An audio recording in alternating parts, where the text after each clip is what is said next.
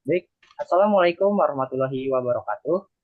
Alhamdulillahirabbil alamin. Wa bihi nasta'in ala umuri dunya waddin. Wassalatu wassalamu ala asrofil anbiya'i wal mursalin wa ala alihi wa sahbihi ajmain.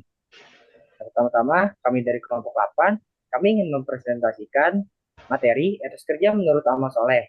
Nah, sebelum pemaparan dimulai, kita perkenalkan terlebih dahulu anggota kelompok kita. Dan nama saya Fajar Widianto, saya dari Prodi Pendidikan Bisnis. Perkenalkan, nama saya Desya Aulia dari Prodi Administrasi Perkantoran Digital. Perkenalkan, nama saya Bizar Al-Ghifari dari Pendidikan Bisnis. Perkenalkan, saya Nadia Uzara dari Administrasi Perkantoran Digital. Nah, di sini jadi materi yang akan kita bahas itu yang pertama ada etos kerja menurut Islam, yang kedua ada kewirausahaan dan kemandirian dalam Islam, yang ketiga ada konsep etika profesi Islami, yang keempat ada etos kerja Islami dalam lingkungan pendidikan, keluarga, dan pekerjaan. Yang kelima ada makna dan implementasi amal soleh. Yang keenam ada konsep kerjasama, kemitraan, dan persaingan sehat.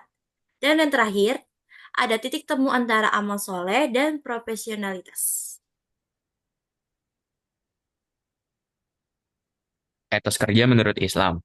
Etos kerja menurut Islam didefinisikan sebagai sikap kepribadian yang melahirkan keyakinan yang sangat mendalam bahwa kerja itu bukan saja untuk memuliakan dirinya, menampakkan kemanusiaannya, melainkan juga sebagai suatu manifestasi dari amal soleh. Sehingga bekerja yang didasarkan pada prinsip-prinsip iman bukan saja menunjukkan fitrah seorang muslim, melainkan sekaligus meninggikan martabat dirinya sebagai hamba Allah yang didera kerinduan untuk menjadikan dirinya sebagai sosok yang dapat dipercaya, menampilkan dirinya sebagai manusia yang amanah, menunjukkan sikap pengabdian sebagaimana firman Allah Subhanahu wa taala dalam surat Az-Zariyat ayat 56. Bismillahirrahmanirrahim. Wa ma khalaqtul jinna wal insa illa liya'budun. Artinya, aku tidak menciptakan jin dan manusia melainkan agar mereka beribadah kepadaku.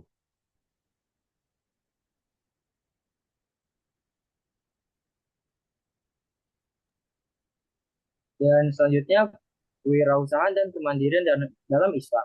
Nah, kewirausahaan pada hakikatnya adalah sifat dan otak seseorang yang memiliki kemauan dalam mewujudkan gagasan inovatif ke dalam dunia nyata secara kreatif. Para pengusaha muslim sejati misalnya yang melihat untung harus selalu uang, tapi bagi mereka bisnis itu bisa berupa kerja yang menjadi amal soleh. Untung itu adalah terjaganya nama baik, untung itu juga menambahnya ilmu dan pengalaman atau bertumbuhnya relasi baru. Bahkan membagi keuntungan bisnis dengan hamba Allah yang lebih membutuhkan adalah juga merupakan keuntungan yang sebenarnya dalam bisnis mereka.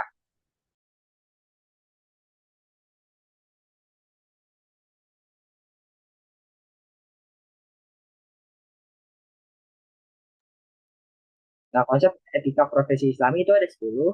Nah, dimulai dari yang pertama, ada mencari rezeki. Nah, dalam Islam mencari rezeki merupakan kewajiban. Rezeki harus dicari dengan cara yang halal dan penuh tanggung jawab. Allah memerintahkan umatnya untuk berusaha sebaik mungkin karena rezeki yang halal membawa berkah. Nah, Nabi Muhammad SAW juga menekankan pentingnya mencari nafkah melalui usaha dan jujur dalam beretika.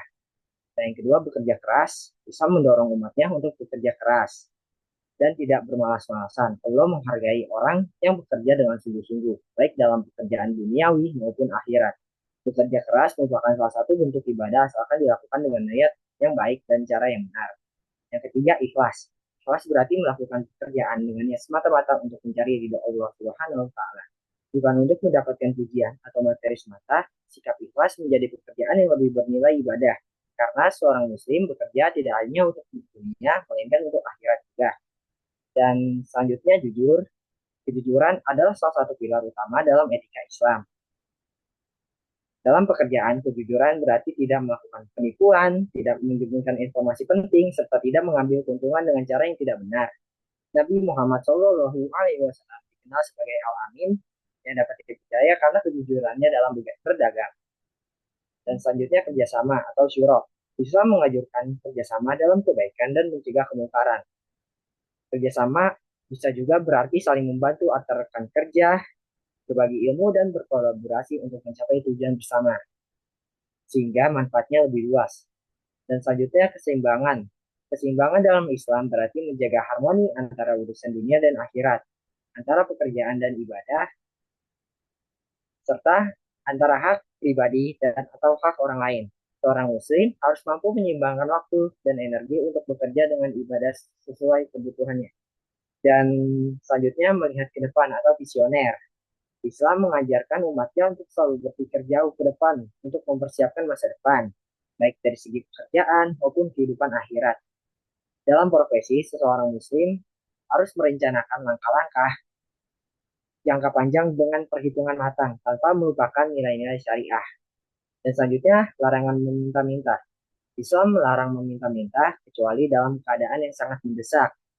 Nabi Muhammad SAW mengajarkan bahwa bekerja, meski hanya dengan pekerjaan sederhana, lebih mulia daripada harus bergantung pada orang lain atau meminta-minta.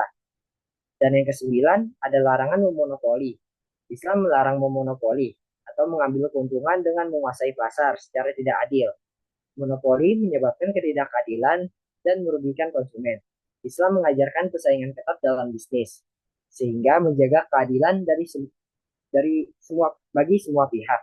Dan yang terakhir, mendahulukan kualitas. Dalam Islam, kualitas sangat diutamakan.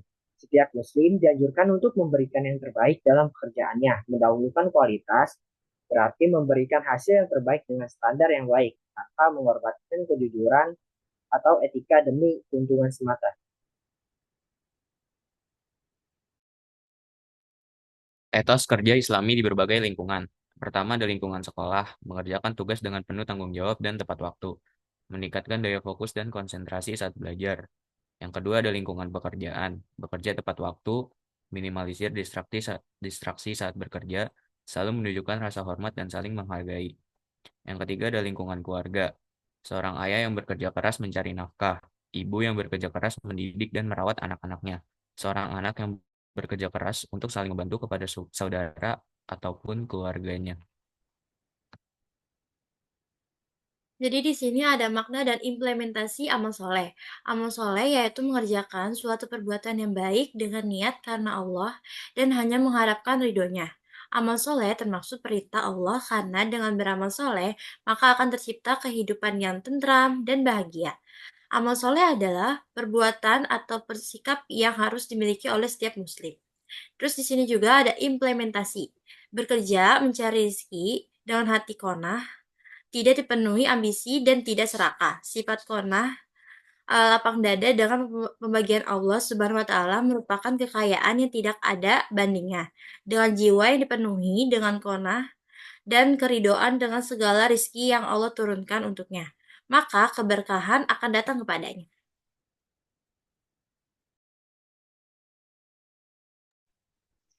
Selanjutnya, ada konsep kerjasama, kemitraan, dan persaingan sehat. Secara harfiah, dalam Islam, makna syirkah atau kerjasama berarti al-ihtilat, yang artinya penggabungan atau pencampuran. Pencampuran di sini memiliki pengertian pada seseorang yang mencampurkan hartanya dengan harta orang lain, sehingga tidak mungkin untuk dibedakan.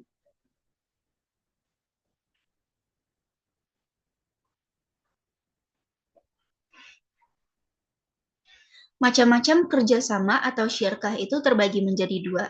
Yang pertama ada syirkah amlak atau sukarela, yaitu kerjasama antara dua orang atau lebih yang memiliki benda tanpa melalui akad syirkah. Syirkah ini terbagi lagi menjadi dua, yaitu yang pertama ada syirkah ikhtiariyah.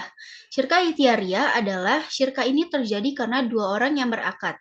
Contohnya itu, dua orang dibelikan sesuatu atau dihibahkan suatu benda dan mereka menerimanya.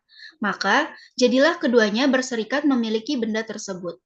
Yang kedua ada syirkah jabariyah atau paksaan, yaitu syirkah ini terjadi karena dua orang atau lebih tanpa perbuatan keduanya. Contohnya itu, dua orang atau lebih menerima harta warisan, maka mereka berserikat memiliki harta warisan secara otomatis tanpa usaha atau akad. Yang kedua ada syirkah ukut, yaitu ungkapan kepada akad yang terjadi antara dua orang atau lebih untuk berserikat terhadap harta dan keuntungan.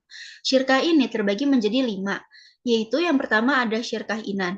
Syirkah inan adalah kerjasama antara dua orang atau lebih yang sepakat untuk menjalankan bisnis melalui modal yang mereka miliki dengan ketentuan bagi hasil yang telah disepakati di awal.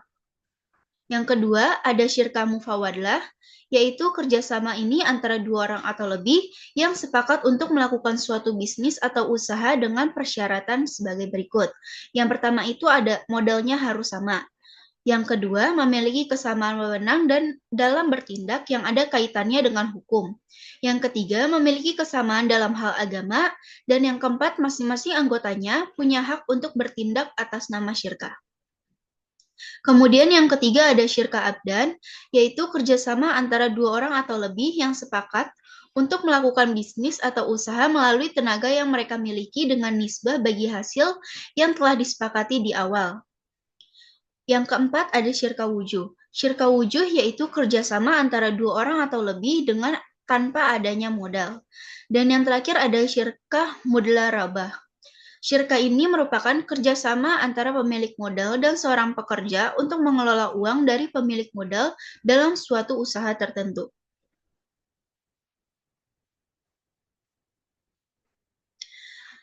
Selanjutnya ada persaingan sehat. Persaingan sehat atau healthy competition adalah persaingan antara perusahaan-perusahaan atau pelaku bisnis yang diyakini tidak akan menuruti atau melakukan tindakan yang tidak layak dan cenderung mereka mengedepankan etika-etika bisnis. Sebagaimana dengan hadis riwayat Tirmizi, seorang pengusaha yang jujur bersama para nabi, orang-orang jujur dan para syuhada.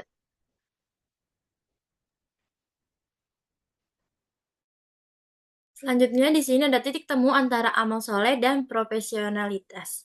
Terkait dengan konsep profesional atau beramal soleh, Nabi mengajarkan agar suatu pekerjaan hendaknya dikerjakan oleh ahlinya. Diingatkan manakala sesuatu pekerjaan diserahkan kepada orang yang bukan ahlinya, maka agar ditunggu kehancurannya.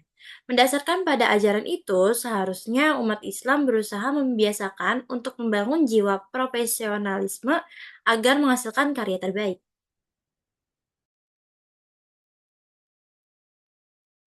Kesimpulan, etos kerja adalah melahirkan kepribadian yang dapat memuliakan dirinya, menampakkan kemanusiaannya, dan sebagai manifestasi dari amal soleh. Sedangkan kewirausahaan pada hakikatnya adalah sifat, ciri, dan watak seseorang yang memiliki kemauan dalam mewujudkan gagasan inovatif ke dalam dunia nyata secara kreatif. Contohnya pengusaha muslim sejati, misalnya tidak melihat untung harus selalu uang, tapi bagi mereka bisnis itu bisa berupa kerja menjadi amal soleh. Untung itu adalah terjaganya nama baik, bertambahnya ilmu dan pengalaman atau bertumbuhnya relasi baru. Dan membagi keuntungan bisnis dengan hamba Allah yang lain merupakan keuntungan yang sebenarnya dalam bisnis mereka.